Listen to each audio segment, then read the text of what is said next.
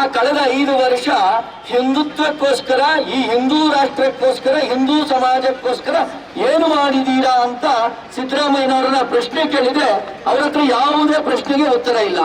ಎಲ್ಲವೂ ಕೂಡ ಮುಸಲ್ಮಾನರಿಗಾಗಿ, ಶಾದಿ ಭಾಗ್ಯ ಇರ್ಬೋದು, ಇನ್ನು ಇದ್ರ ಯಾವುದೇ ಭಾಗ್ಯಗಳನ್ನು ಅವರು ಕೊಡ್ತಾ ಬಂದಿದ್ರು ಕೂಡ ಅದೆಲ್ಲವೂ ಕೂಡ ಮುಸಲ್ಮಾನರ ಪರವಾಗಿ ಕೊಟ್ಟಿದ್ದಾರೆ. ಈ ಕಾಂಗ್ರೆಸ್ಸಿನ ರಾಜಕಾರಣಿಗಳು 1947ರಿಂದ ಇಲ್ಲಿಯವರೆಗೆ ಒಂದೇ ಒಂದು ಹಿಂದುತ್ವದ ಆಧಾರದ ಮೇಲೆ ಕೆಲಸವನ್ನ ಮಾಡಿಲ್ಲ. ಹಿಂದೂ ರಾಷ್ಟ್ರಕ್ಕೆ ಇವರ ಕೊಡುಗೆ ಏನೂ ಇಲ್ಲ. ಬದಲಿಗೆ ಸಂವಿಧಾನವನ್ನ ರಕ್ಷಣೆ ಮಾಡೋದು ನಾವೇ ಅಂತ ಹೇಳ್ಕೊಂಡು ಓಡಾಡ್ತಿದ್ದಾರೆ.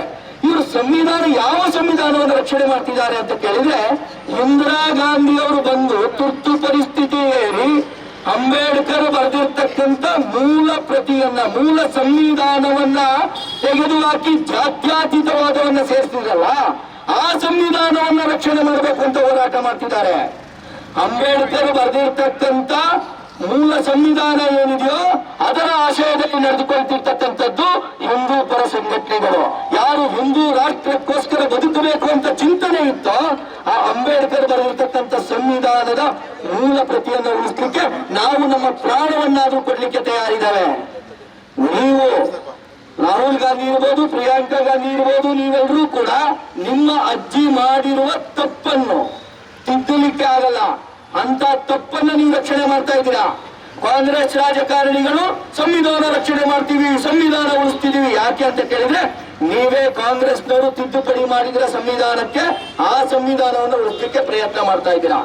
ಅಂಬೇಡ್ಕರ್ ಅವರ ಆಶಯ ಇತ್ತು, ಇದು ಸಂಪೂರ್ಣ ಹಿಂದೂ ರಾಷ್ಟ್ರ ಆಗಬೇಕು, ಇಲ್ಲಿ ಗೋಹತ್ಯೆ ನಿಷೇಧ ಆಗಬೇಕು, ಇಲ್ಲಿ ಯಾವುದೇ ಧರ್ಮದ ಆಧಾರದಲ್ಲಿ ಮೀಸಲಾತಿ ಕೊಡಬಾರದು ಅಂತ ಇತ್ತು. ಧರ್ಮದ ಒಳಗೆ ಜಾತಿ ವ್ಯವಸ್ಥೆ ಇದೆ, ಇಲ್ಲಿ ಸಣ್ಣ ಪುಟ್ಟ ವ್ಯತ್ಯಾಸಗಳಿದೆ. ಈ ಹಿಂದೂ ಧರ್ಮದಲ್ಲಿ ದಲಿತರು, ಅಸ್ಪೃಶ್ಯರು ಅಂತ ಕಾಣ್ತಿದ್ದಾರೆ, ಅದಕ್ಕೋಸ್ಕರ ಅವರಿಗೆ ಮೀಸಲಾತಿ ಕೊಡಬೇಕು ಅಂತ ಇತ್ತು. ಆ ಮೀಸಲಾತಿಗೆ ನಾವು ಈಗಲೂ ಪತ್ರ ಇದ್ದೇವೆ, ಅವರನ್ನು ಮೇಲೆ ಕೆತ್ತಬೇಕು. ಯಾರು ಹಿಂದೂ ಧರ್ಮದಲ್ಲಿ ತುಳಿತಕ್ಕೆ ಒಳಗಾಗಿದ್ರು, ಅಸ್ಪೃಶ್ಯತೆಗೆ ಒಳಗಾಗಿದ್ರು, ಅವರೆಲ್ಲರೂ ಕೂಡ ಸಮಾನತೆಯಿಂದ ಬದುಕಬೇಕು, ಸಮಾನ ಅಧಿಕಾರವನ್ನು ಅನುಭವಿಸಬೇಕು ಅನ್ನೋ ಅಂಬೇಡ್ಕರ್ ಆಶಯ ಇತ್ತು. ಇಸ್ಲಾಮಿಗೆ ಮೀಸಲಾತಿ ಕೊಡಬೇಕು ಅಂತಿರಲಿಲ್ಲ.